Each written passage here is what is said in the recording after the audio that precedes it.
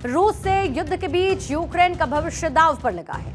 America ने Ukraine को दी जा रही सैन्य सहायता को रोकने का ऐलान किया।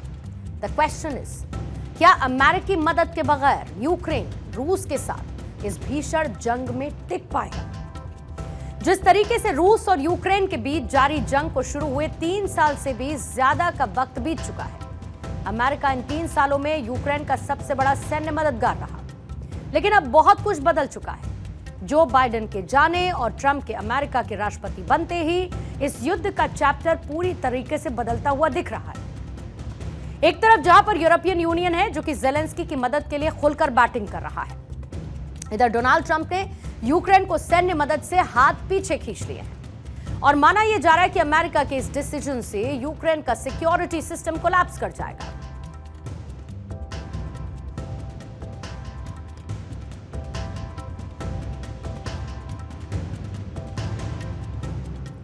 और रूस के साथ उसका इस जंग में टिके रहना बहुत मुश्किल हो जाएगा।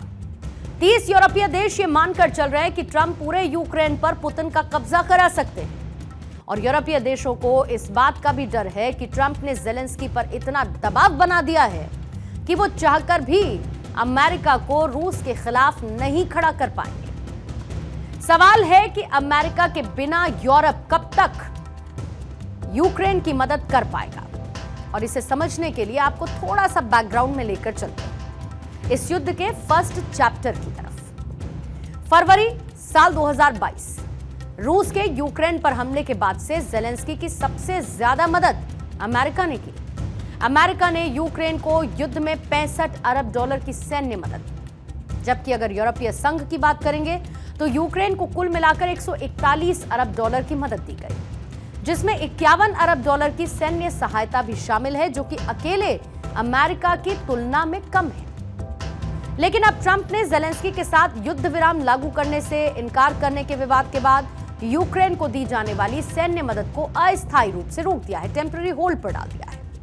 और ये वो सैन्य मदद है जिस पर अमेरिका के पूर्व राष्ट्रपति जो बाइडेन ने ऑर्डर साइन किए थे, एग्जीक्यूटिव ऑर्डर पर सिग्नेचर किए थे, और ये डिलीवरी अभी भी पाइपलाइन में है, जिसमें नासाम्स और हॉक एयर डिफेंस हथियार शामिल हैं, स्टिंगर मिसाइलें शामिल हैं, काउंटर यूएस हथियार शामिल हैं, हाइमार्स गोला बारूद शामिल है, 155 mm और 105 mm आर्टिलरी गोले हैं, high speed anti radiation missile है, अनमैन्ड एरियल सिस्टम और जेवलिन और 84 एंटी आर्मर सिस्टम है। बाकी छोटे हथियार, गोला बारूद और ग्रेनेड है। विध्वंस उपकरण और गोला बारूद इसका हिस्सा है।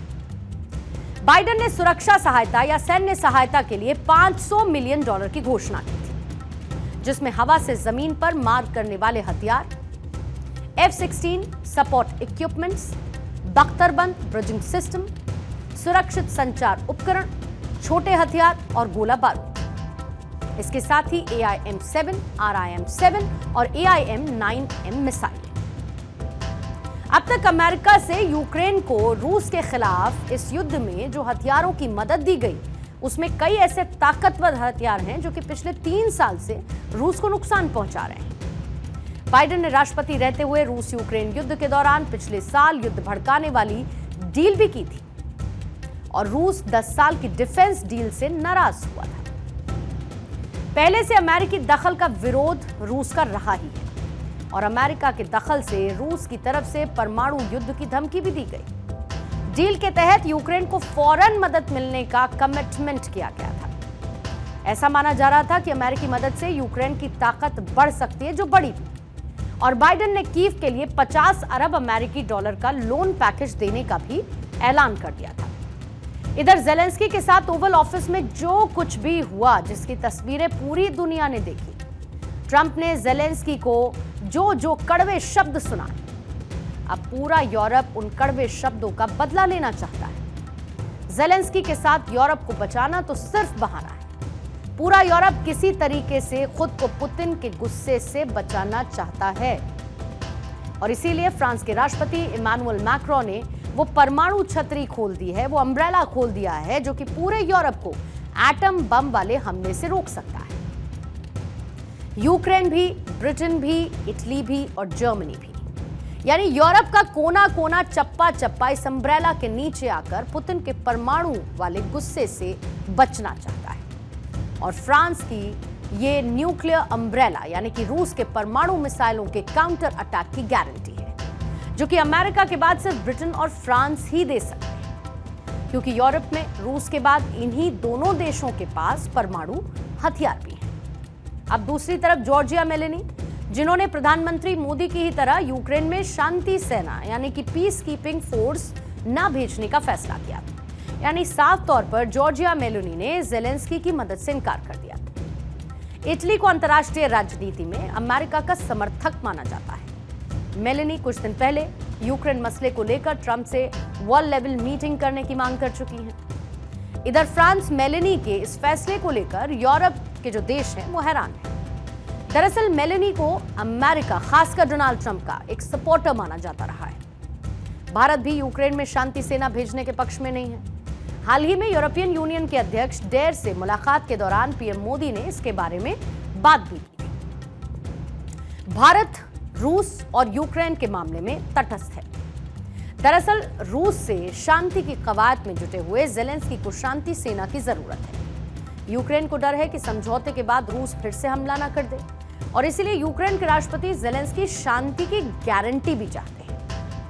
हालांकि मेलोनी का यह फैसला भी समझ से परे है, क्योंकि हाल ही में यूक्रेन के राष्ट्रपति ज़ेलेंस्की और इटली की पीएम जॉर्जिया मेलोनी की एक अलग से भी मुलाकात हुई थी, और इस मुलाकात में मेलोनी ने ज़ेलेंस्की को गारंटी दी थी।